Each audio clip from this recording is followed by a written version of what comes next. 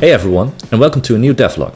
I've been working on some great new updates for my game, where you need to survive as long as possible because every night a horde of zombies is coming towards you.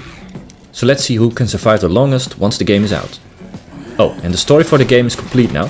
You can play through a whole story while trying to survive for as long as possible, but more on that later. First, I've got some nice updates for the zombies in the game. I'm currently working on more variations, meaning you now get attacked by different looking zombies.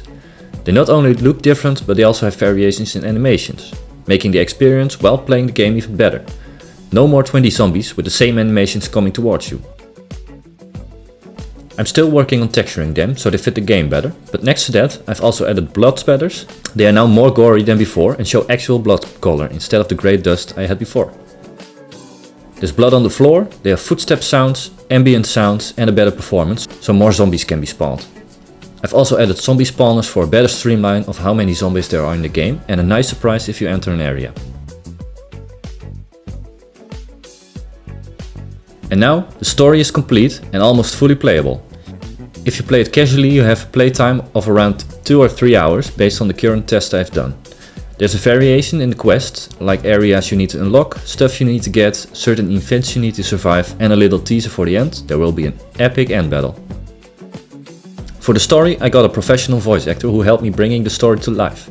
He voiced one of the main characters in the game, Gordon, a man who survived the apocalypse and helps you with explaining what happened. How he survived is something you will find out in the story. And now that he helped you, you need to help him with a couple of things, sending you on all kinds of different and dangerous missions. And if you want to play and explore the story, I highly recommend you to wishlist the game on Steam. Okay, you made it! Good! But, I've got some bad news. Before you can... Hey, man! Finally, someone else who I can talk to. Do you have a radio or something with you? Some more great news, the environment is close to completion. I think I'm around 80% done. I still need to work on some larger areas like the school and the pools, but they are near completion. There are a couple of streets still waiting for a building model, but I found a nice tempo in making these areas while still making them unique, fully handcrafted. I've also got some nice models from the student project I've talked about in the past devlogs. The student project is now finished and I received a couple of building models like this small building. These are the buildings and streets that in real life were made after the Second World War. Quick buildings with low budget and sometimes from social housing companies to quickly rebuild cities after all the damage. I hope you can see some of the architecture and urban planning stories in how I built the environment. They also made a new car model that I still need to add to the game and a nice antenna that plays a role in the early stages of the story. So thanks to all the students that helped me with the game. I've also added more items. You can now find up to 50 unique items in the game. You can now find way more food like chips, wine, canned food and a couple of Dutch classics like the peanut butter, milk and cheese.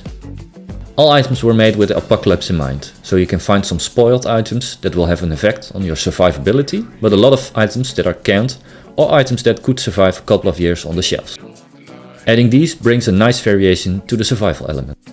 It makes it more interesting to find different items instead of the 6 basic food items I had before. But it also comes with a challenge, managing your inventory better. I hope some nice challenges will come out of it, like surviving purely based on junk food or something like that. A small but really helpful detail I've added is zombie drops. There's a small chance zombie drop a max ammo boost or full health boost. It's a small chance, but it's especially in later stages really helpful. Since the game has a permadeath but also a story you can play, adding these kinds of features makes the game a bit less punishing. Some more updates are a bit smaller but really impact how the game plays. Things like UI messages when you picked up something, story quest messages, a waypoint for your story missions, more options in the settings menu, UI updates, a new main menu, a credits menu, audio updates, optimization on a lot of textures, materials and models, and I removed the default Unreal Engine stuff and replaced it with my unique versions, like the start icon or the launch icon and the launching banner, and way more small updates that you will see once the game is out. Talking about the release, I'm aiming for a demo around the second quarter of this year. I'm working hard on reaching that goal and I'll keep you up to date once I have more info on it and how to get the demo. For now, thanks for watching, don't forget to wishlist the game on Steam and I'll see you at the next video.